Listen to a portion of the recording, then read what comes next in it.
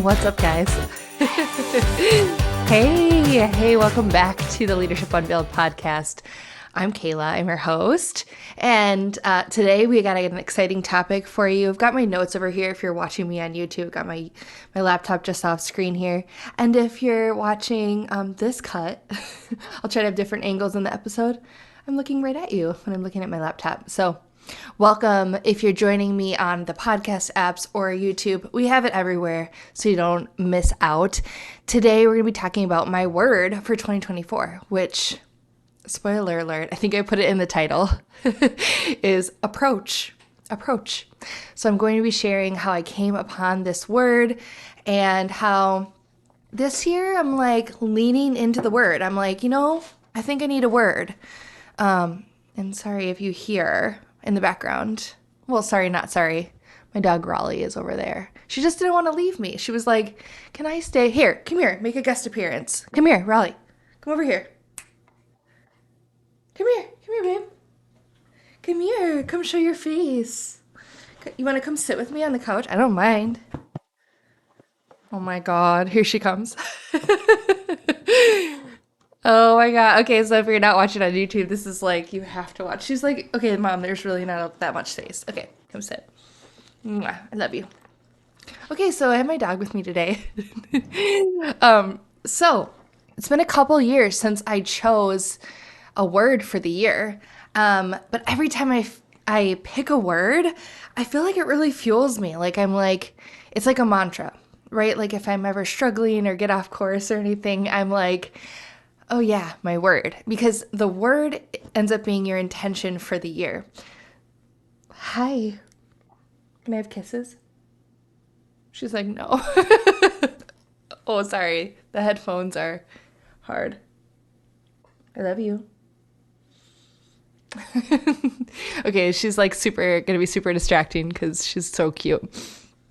So yeah, I feel like it's like a mantra. It's like a personal intention for the year. So back in 2018, I think it might be the first time I chose a word. I was looking and combing back through records. I couldn't find. I thought maybe I said a lot more words than I did, but in 2018, my word was vibrant, and that's when my daughter was due to be born. 2018, I just felt like really, beautiful and like this new thing was happening in my life. And I was like, oh my gosh, I love this feeling. I just want to feel vibrant and colorful, like live in color. And it's also sort of when I started blogging a bit more. And so yeah, I think that word was amazing. I do remember living out that word. I remember thinking about it all the time, and I had the best year. I met so many amazing friends that I never had before online through Beachbody at the time. I was starting a new job, like in all areas. Do you think the flowers are cute, Raleigh? She's like, eyeing the flowers. Okay. So yeah, and then I swear I said other words, but maybe not. The only other one I could find was in 2021, where the phrase was slow is bold. Slow is bold. So this is after 2020, obviously. And we're leaning into 2021, and I decided I wasn't going to set New Year's resolutions. And I created this video on YouTube all about that. And really, I had been taking a course on personal development and really figuring out what is it that I want? What is it that I need? How do I express that? And at the time, slow is bold to me meant that it's okay to tiptoe into the new year. Like, you don't have to go full steam ahead. You really don't. You can just slowly acclimate to whatever is your new reality. So for me, it was not busting through 2021 into burnout. It was more just okay, I'm just going to be and exist, and that is good enough.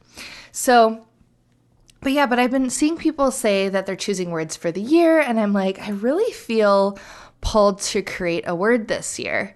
And so I just started being open to receiving a word that's kind of how I am. I'm like, I have a hard time being like, okay, my word is this and this is how I want to live. I'm like, well, let me like source it from the universe. I'm like, okay, show up for me, please. Like, what it is it that I need to hear?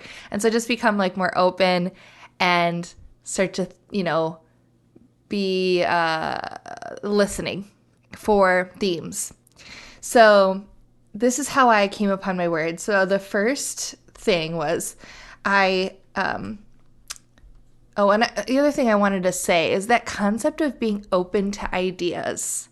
Like the fact that ideas have energy and that they kind of like float around and they select people who are open to receiving those ideas.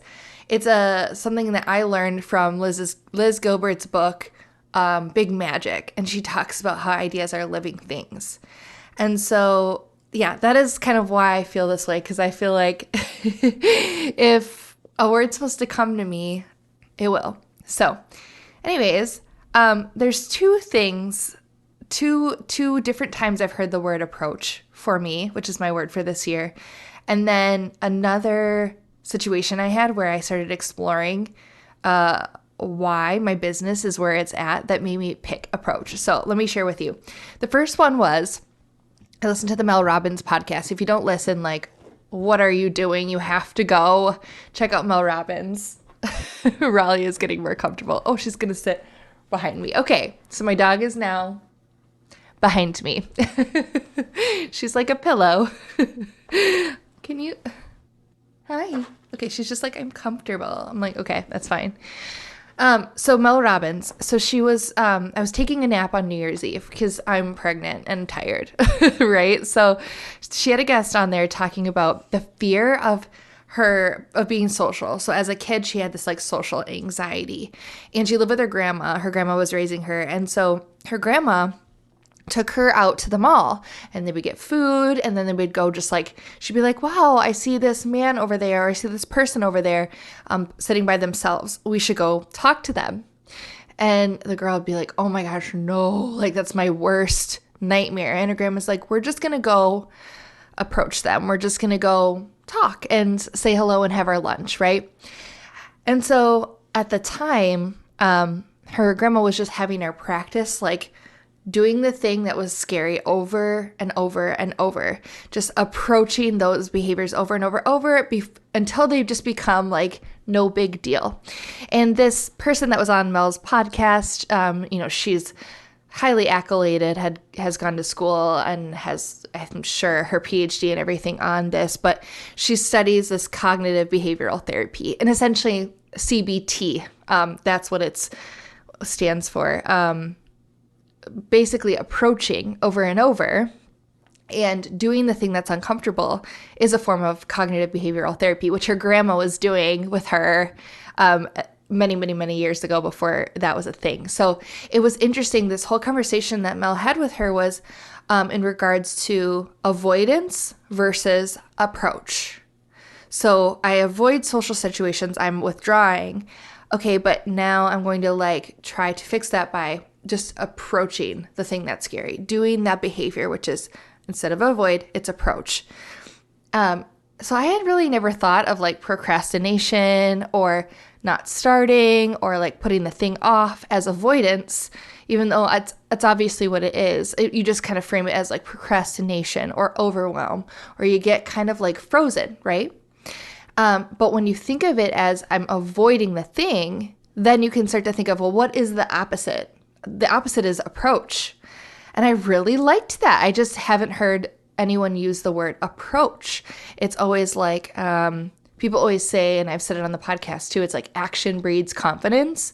That's what they're saying. They're saying like doing the thing or approaching the thing, doing the behavior, makes you feel like, okay, I got this, right? Because I've done a thing, I get some confidence, it boosts my knowledge that I can do this. And so that's what approach means. So that's the first time I heard it. And I was like, gosh, I really like that word approach. So that stuck in my head.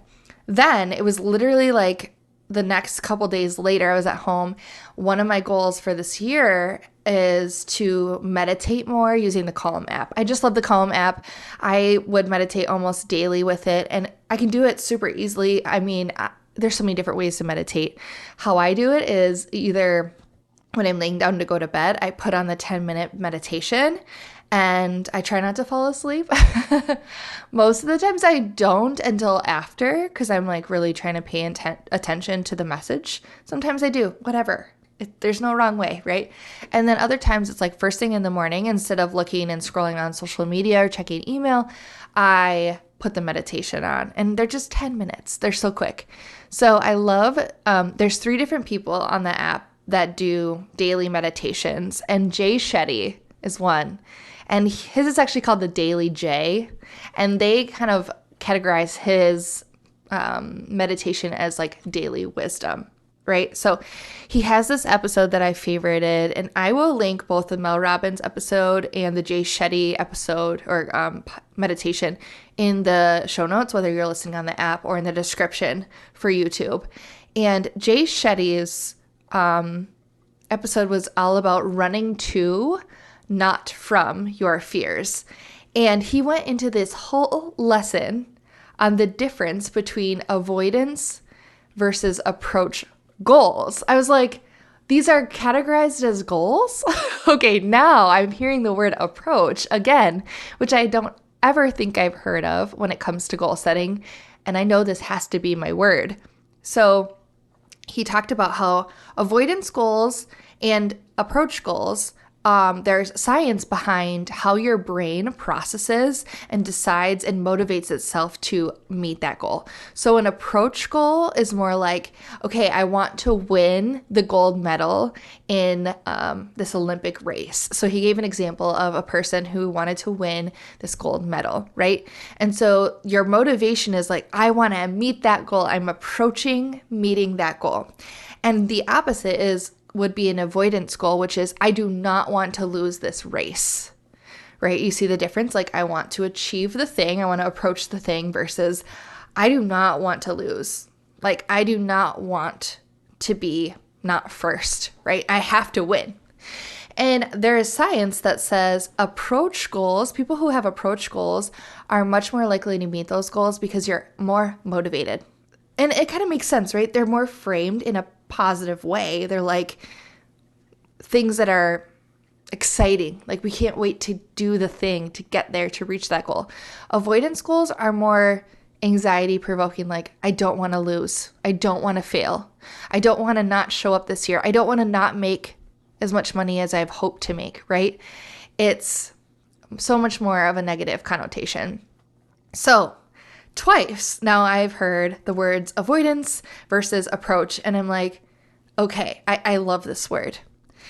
Now, the third thing I wanted to share you is what I talked about before, which was my business. So Leadership Unveiled is part of KFA Consulting, my online business.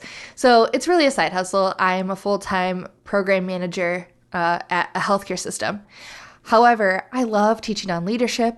And just my goal is really to help professionals get organized, stay organized, and really like feel confident in their actions. And there's so much mindset involved in it, but there's so many like tactical strategies.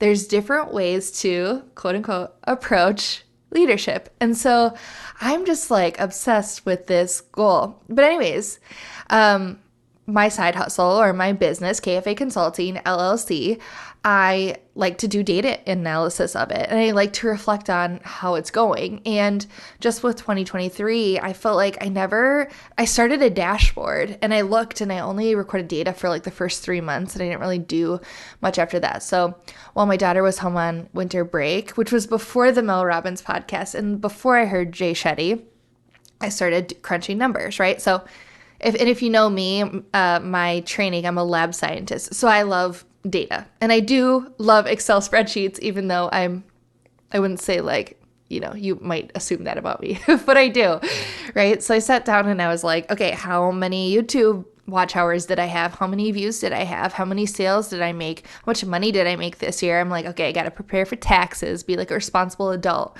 right? So I started doing that. And here's what I learned. Okay, so I made about $100 more in sales than in 2022. And full disclosure, I don't really have a profit going on this business yet. It's very, very, very, very, very small. I spend and invest way more to enjoy and have fun and take classes and learn. But if you wanted to say like revenue, not what I made after like all my expenses, it was like 800 and something bucks, almost $900. Like it's not that much. I spent way more than that. Okay, so but just so you know, so like that's what that is. Okay. I had about the same watch hours and views on YouTube that I did in 2022 in 2023. And I actually had less website views. So I sold more, actually, and I sold less products. So something I did last year was just like slightly raise the prices of one of my digital notebooks by like $5. So I sold less things, but I made slightly more money, almost even, right? Like $100, give or take, you know? And I had the same watch hours and the same views. And I'm sitting here thinking like, I am just waiting for my business, my side hustle to pop off. Like I really want it to blow up. Like if I had to think about what I would want as ultimate goal for myself is maybe someday, you know, work for myself and do more speaking engagements and have more time for one-on-one coaching and all that, right? Like, but that is like aspirational and far into the future. Like that's not my immediate goal. I love what I'm doing at my work. I still have a lot to learn. I make good money there. I have children I want to send to college. Like that works for me right now. Okay. So this is just a side hustle, but still in my mind, I'm like, I'm just waiting for it to pop off, right? Because I love it. It's so much fun. And I'm like, why am I not further along? Like I thought I'd have more views. I thought I would make twice as many sales, you know, like I can't seem to get my YouTube channel to 4,000 watch hours, which is what you actually need. You need 4,000 watch hours within 365 days to monetize your channel. And then once you do that, you can make money from ads and stuff like that, which is not like the bulk of money for YouTube creators, but it's just some extra cash, right? So I was like, oh, cool. That'd be a cool next goal, right? Because one of my goals was hit 1,000 subscribers. I did that earlier in the year. So that was done. But I can't seem to get to the 4,000 watch hours. I'm like, why is that, right? I'm like, gosh. So then I started digging into when I actually posted videos and actively sharing tips, right? Like I'm like, okay, so when did you put out content? And I was like, oh, Kayla, you didn't put out any videos for like the first 4 or 5 months of the year. So I looked, I think my first video was like my office redesign. I bought this chair and I assembled it and I just kind of did like a really low quality video on my phone of it. And yeah, I think that was like April 30th. I'm not sure. But so almost like 5 months, 4 or 5 months of no videos. And then what happened was like I felt really bad for not posting. So I was like, gosh, I got to figure it out. And then in like May and June, I believe, or June and July, I posted like 10 or 11 videos. And honestly, some of them were just not great quality in terms of like sound, setup, graininess. I was trying like a new lapel thing. I was trying to make this more mobile setup. And I wasn't super proud of the content. And I even had my hubby watch a few of the videos. He's like, Kay, why did you put that out? You just spend more time on one video and just make it badass. I'm like, I know, but I got anxious. I wanted to put a video out. Right? So I did I kind of burnt out hustling to put those 10 or 11 videos out that I wasn't super proud of. And then I was like, oh, okay, this is too much. Then I had this dream for the year to launch a course, my Organized AF University course. And I had been taking a course on how to launch a course by Louise Henry, who I love. And it's all on how to do launches for courses and how to build your course. So I was like, I'm going to just do this. I just want to try launching. And actually that was really fun. It was in July and I had, I believe it was July. I had a 4-day organized AF boot camp. Awesome lives every day. I had amazing people join. I had a very active Facebook group. I even made a sale and had people in there winning prizes and stuff. It was the best. I was like, okay, I absolutely love this. Then I decided, let's get pregnant. So we did the things to get like our third embryo transferred, and I was so exhausted. I was like, oh, I'm so tired. And then, of course, like I said, this is my side hustle. So I was doing my work at my healthcare job, which is a priority for me, right? Like, so I'm doing that. I actually have led a year-long leadership development university at work for over 55 supervisors. In July, we had a huge big group meeting, quarterly big group where we bring everyone together. I create all the content for it. It's like literally my favorite thing ever. But it's energy draining, right? So that kicked my booty, and I wasn't even able to fully like finish my course. I ended up working it out with that chick who bought the course, and we're all good. And one of my goals this year is to finish it and get it evergreen and just out in the world. So more on that. But yeah, I was just like, man, that didn't go how I wanted it to. Then in November, I got myself some better filming equipment over like Black Friday and Amazon Prime days. And I started an organizational system in Notion, which is just like an app you can use to script out your videos and stuff. And I made 4 or 5 YouTube videos that I think are great. Like I'm learning, I'm adding sound effects. I produced this podcast episode with better visuals. I have an awesome Sony camera now. I have this better mic. And I was like, okay, this is the type of work that I want to put out. But I really need to think about what my capacity is for this type of quality work. Like it takes an entire week to script, film, edit, add sound effects, all of that, upload, schedule a video like this. It's a lot of work. And I'm not ready to outsource that work yet. So I think I just had to reflect and be like, well, Kayla, you essentially made more / the same amount of money with less views and less sales, and you didn't even work for like half the year. So I tried to flip the script on that. I was like, let's give myself a ton of grace. What if you actually approach 2024 differently, and instead of thinking about, I need to be consistent, I need to not miss a deadline, which actually is an avoidance goal, right? Like the avoidance goal would be like, don't miss a deadline, like don't not put a video out, which is kind of how I've been operating, like from like this place of fear, like, oh my God, I missed a deadline. Like, oh my God, I didn't put a video out, to, okay, my goal is to produce high quality content and increase my community, grow my community, and engage my community, love my community, nurture the people that are here. Well, that feels better, right? Because then I'm like, okay, I'm going to put some content out. Cool. And I'm not like tied down to this avoidance goal of like, don't miss putting a video up. Like, don't miss an upload, right? Because then it feels icky. Like I'm not actually motivated by that, because the idea of missing an upload makes me feel really bad. So yeah, and I just want you to consider, how can you reflect on 2023 and see like, how did it actually happen for me? So after I like heard these approach words and had done my data analysis and was like, you didn't even like put out videos, but Kayla, you felt like you were thinking constantly about KFA Consulting. And that's because I'm obsessed. I love it. It's like so much fun, right?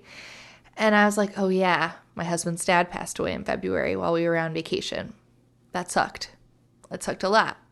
Before that, we were struggling with him getting sicker. It sucked, right? So January and February is like a wash. It was like, we're really busy trying to spend time with him and like figure out what that's going to be. Then planning our vacation, not thinking he's going to pass. Then he passed away.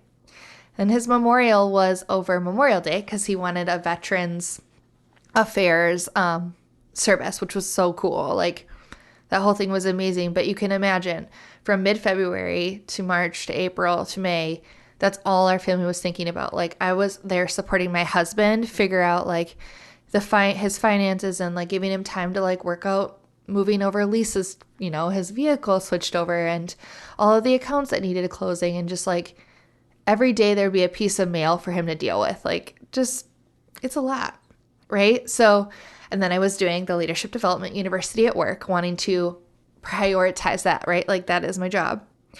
Then I decided, we decided together we wanted to get pregnant. So I did all this prep in July to like make sure my body was good. I had actually like an outpatient surgical procedure just to like check everything was good in July, which meant I have flown to New York with my mom, flown back, and then a month later, and then we went on vacation to DC for my birthday, my daughter's birthday, at the beginning of August. Then a week later, I flew to New York and my husband and I flew there and I had the embryo transferred. I was newly pregnant and super tired in September. And then I had leaned back in October and November, bought that new equipment and pumped out these videos. And now I'm here. I'm like almost 25 weeks pregnant and like making this cool video for you and reflecting on the year. So again, my business sustained and even grew a little bit without me actually approaching and being more in avoidance, like fear of not putting a video out. So I'm going to be using the approach goal, where it's a mental model or a visual of just step up to the plate, Kay. Like it's not, when I was in school, like in middle school, I was in softball. And I was really good. I got MVP a couple years. I got good sportsman, which I'm like more proud of because I'd be like, go everybody, you know, it's fun. But yeah, I loved it. And yeah, do you get nervous when you're about to step up to the plate to bat? Yeah, you do. Do you know how to do it though? Yeah. There's rules, like you put your foot here and your other foot here. You know, have your hands a certain way. You have your elbow a certain way, you know, like all the different things you can do to like hit. You can watch the pitcher. You can learn how to anticipate the ball. You know what's going to happen. You know it's going to come to you. You know how to swing. Sometimes you miss. Is it embarrassing? Yeah, for a second. And then you hit it and you don't think and you run. You just run and you run the base. And that's it. Like, just step up, Kay, you know? So I'm just going to be at the table. That's my goal, is to approach, to stick around, to be there. So I want to encourage you. How are you feeling as you're heading into this year? And can you be open, like Liz Gilbert says, to an idea that comes to you, a theme, something that you keep hearing over and over and over? And it's funny, you know, that like scientific theory or whatever, that once you are aware of something, you tend to see it and hear it over and over, right? So if I mention blue punch bugs, you're probably going to be like, oh yeah, I saw a punch bug beetle car, whatever, like 8 times this week, a blue one, right? Same thing with the word. As soon as I decided that approach was my word, I hear it, I see it. Ooh, Raleigh's moving. I forgot the dog is still behind me. Hey, baby. So think about, what might your word be for the year? And how can you use it to reframe the way that you set goals in an approach versus an avoidance way? And set the tone in a mantra that you can repeat over and over this year when you're struggling or you're like thinking you're not doing enough. You're like, no, just approach. What would that word be for you? All right, everyone, thank you so much for being here for the Leadership Unveiled podcast. I hope you enjoyed it. Don't forget to subscribe, like the video, share it with your friends. So I'm on Instagram at KFA Consulting, and I would love to hear what you thought about today's program. So feel free to send me a DM, message me, let me know any thoughts. You can comment on the YouTube video if you like, all the things. So I will see you in the next episode. Take care. Bye.